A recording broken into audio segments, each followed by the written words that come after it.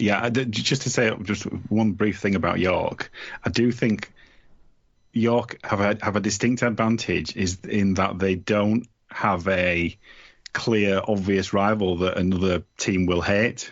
No one hates York, yeah. No one hates York, and a lot of people have got a very positive thoughts about York and their kind of journey over the last few years. So it felt like there was a kind of a good element to that in terms of their what they've done from a marketing point of view, and the achievement on the field and everything there, and the new stadium if they finally get it open, get the drains dug or whatever they need to do. But it felt like stars were aligning for them as well. I think my wondering about that was, they have only not long been in the Championship. Can they? And the administration at the club has only been there for a few years as well. Yeah, have they got enough depth on and off the field for it even to be competitive? They're a progressive club, but York are. But I was looking at them as they're on a journey, and their journey is not to be in Super League right now. As much as I love the way that they tried to brand it, they were never at the top of my list just because I didn't think it was right for the club. I kind of had similar feelings about London in a way, just because it feels like on the pitch that, and Tim, you might back me up on this, they're under such a rebuild at the moment. They basically don't have anything of the squad that was in the Super League. So yeah, and they lost Rob Butler a couple of weeks ago, and it looks like Eddie Batty could be on his way as well. And Dan Norman's gone to Saints as well. And I know he wasn't in the promotion squad, but he was a player who's played in Super League. Yeah, so it's a lot of upheaval going on on the field. Off the field, this talk of Plough Lane is interesting. I think it just feels like another repeatable thing where London will just go through another cycle of they'll lose a bunch of fans, gain some new ones, but then they'll decide to move again. It doesn't feel like a significant move though from West London to South West London. That's a good 45 minutes to an hour. It is, but how many of the London fans are actually people who live within a sort of 20 minute walking distance of the stadium anyway? Most of them are people who've followed the club all around the city or live in different parts of the city or even the country. Yeah, there's an element to that, but I think they'd started to put roots down in Ealing, and I think we will lose that, and I think just from a purely personal point of view, it would probably mean the end of the Pitsanger Panthers because we wouldn't have anywhere to play. So I think it would get to I think Ealing is the right place for now. I think that I worry about Plough Lane because it's a whole new job again, and you don't know how that's going to pan out. Ealing's the right place. It's just not the right place for a Super League club to be. Yeah. I mean, the point I made on Twitter tonight was that London's priority genuinely has to be getting towards 5,000 fans at regular home games. That has to be their priority. Because I've seen London play in 4 different stadiums I counted up tonight, all of which had about 1,500 fans in, and there's something there. Just moving again won't solve that problem. You've got to deal with your fan base increase first, and then you can think about and moving to Wimbledon or God knows where isn't going to solve that problem for you. You've got to build your fan base, and if you can't do that, moving to a 9,000 capacity stadium is a completely pointless thing. And I think a lot of it is in the club's own gift, because I think the stupid thing they've done a few times is gone up against Scholars on the same day. And it's like, look, you've not got a lot of the people will come quite happily go to both. You need to work together. Yeah. That you're not competing against you, and it just pisses me right off. Or competing against the amateur scene. Almost like the grassroots is fantastic in London. We see that from the players that are coming through. Look across all the top clubs, and they've got players who've come through at London or who've spent time as young players at London. So So yeah, and I don't know if it's even if it's worth trying a Friday night and trying to make Friday nights the home game, because that will compete with less things for the rest of the weekend. That feels like there's a little bit of but with creativity nights, that could be tried. Like we all moan about the M62 and getting across that on a Friday night, but getting around London isn't much easier, is it? I suppose. I think my other issue with Leigh is attracting away fans.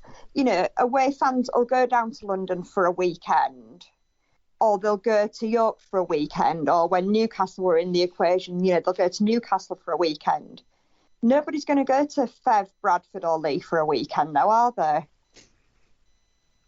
No, it does feel like it is that thing, that criticism of like closing the M62 sport even more into the M62, and the Leigh thing does do that. Featherstone would have like done that with an exclamation mark on it. I mean, moving from a cosmopolitan city into a pit village. I know Leigh isn't much bigger, but it is a town, not a village, at least. Featherstone's not a village.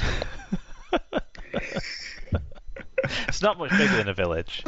Everyone in Featherstone could fit into Featherstone's ground. We have this discussion about villages versus towns, and is it a town if it's got a railway station? If it hasn't got a railway station? Well, yeah, there is blah, blah. Definitely. As I've written and as I've spoke about, my personal choice would have been a fully functioning, not ran by fucking idiots who don't do what they should do, Toronto. But having had no opportunity for that to exist, Toulouse was my clear favourite. But as you kind of hinted at, Sarah, there's uncertainty there, which probably was the biggest question mark over Toulouse. A combination of COVID and Brexit. Nothing of Toulouse's own doing. I mean, to be perfectly honest, that would therefore make it the logical one for the RFL to choose. But we haven't talked a lot about Bradford yet. But like you sort of said, you did say, Sarah, it felt like things were lining up for Bradford, and would have been the one that would have made me feel like angry about things, and would have made me feel the most we're just looking at.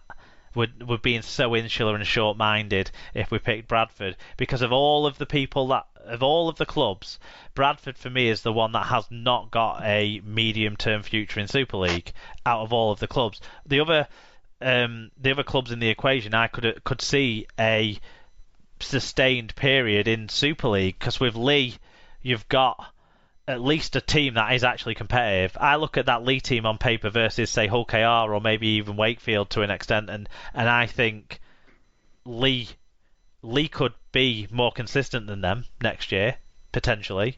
So on the field, Leigh are definitely competitive.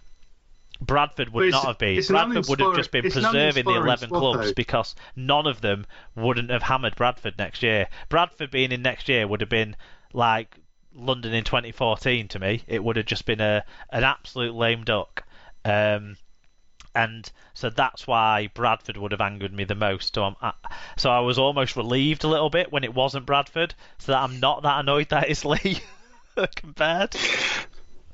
I think as well, like everyone was saying, watch Twitter for a meltdown this afternoon.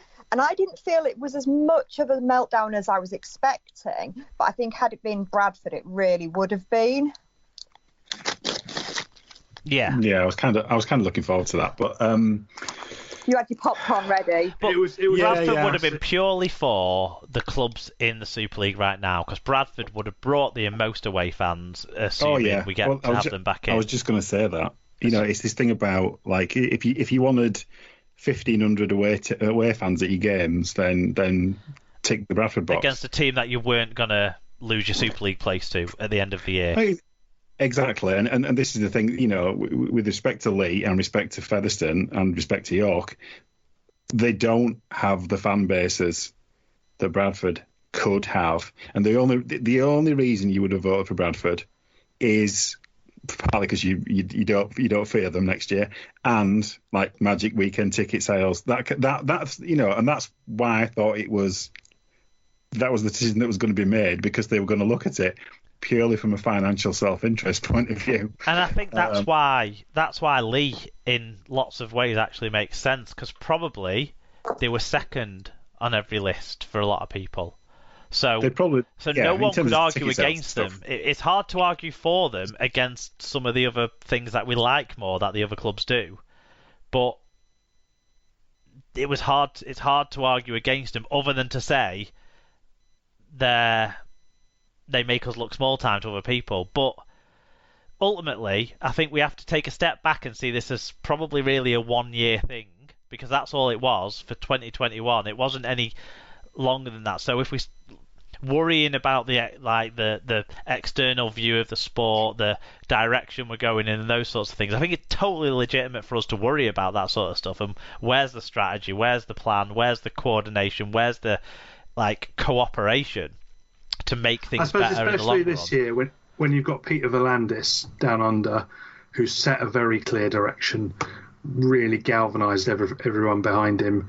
Yes, he's pissed people off, but he's done it in his own interest. And you see that, and then you contrast it to the leaders we have here, and it's just miles and miles. But I think Volandis would have made this same decision in the same circumstances. I think it's very Volandis of the decision, actually, to reinforce your heartlands, go with someone who will spend their own money, quite a lot of it, and let it be like that. I kind of think the difference is Volandis is playing with a lot more house money than what Super League have got. I just think it's not a stupid decision, but it's not the right decision. But it's not a stupid decision, so I can't get angry about it. And it's a 1-year thing. It doesn't say it's another away match you can walk to, isn't it, Mark? I do live slightly further away from Leigh than I do from Wigan. I do have to drive past Wigan to get to Leigh, but yeah, it's from that point of view, I suppose. And it's a nice stadium to go to. You know, we've been to World Cup matches there. We'll go to World Cup matches there next year. And I do think, like I said, I was relieved that it wasn't Bradford. Disappointed that it wasn't Toulouse. Relieved it wasn't Bradford. And that was kind of any other team other than those two. I don't think I could be that emotional about it. But it's a 1-year thing. Let's not get too downtrodden about the strategic direction of our sport, because one, we know it not in terms of this decision, in terms of the bigger picture, yes, but this decision shouldn't be like so reflective of everything, because it's a 1-year thing, really. And I'd prefer us to get rid of promotion and relegation, work with expansion clubs to make them stronger, you know, all that sort of stuff, but we just don't have the money. But do we think then, in terms of the TV deal, which is ultimately is all leading towards, do we think this is an acceptance that the TV deal isn't going to be anything like able to sustain us, and we're looking at a future where we just can't afford expansion clubs because we can't operate that, and there's no spare money in the budget, is there, Tim, to put into what you need to put in to actually have successful expansion? No, and the TV deal will be the only way the league could siphon anything off, and there isn't going to be spare. If you genuinely wanted to expand, which I've never really believed rugby league, I think it tolerates expansion occasionally, but never really wants to. But if you genuinely wanted to, what you'd have to do is split off the RFL even into a separate body and have a rugby league development agency and the governing body part of it, and have specific mandates of developing those clubs, giving them proper business development, proper help with things like training volunteers, with gathering, getting people on the ground, with marketing, with social media. You'd actually have to properly invest in that way in a board that would drag everybody up. That's never going to happen. I think they've got a tough enough job trying to drag the Heartland clubs up at the moment, as it is. I think that's the problem we've got. We all as rugby league fans love rugby league so much that we don't quite realise how different the world is for football. We judge ourselves against football or even the NRL down under or the NFL or something, and we're so far away from those things. The fact that we're okay with a £16 million loan with a £12 million top up, yet other sports are saying we need hundreds of millions of pounds, just shows how far away we are from that world. And so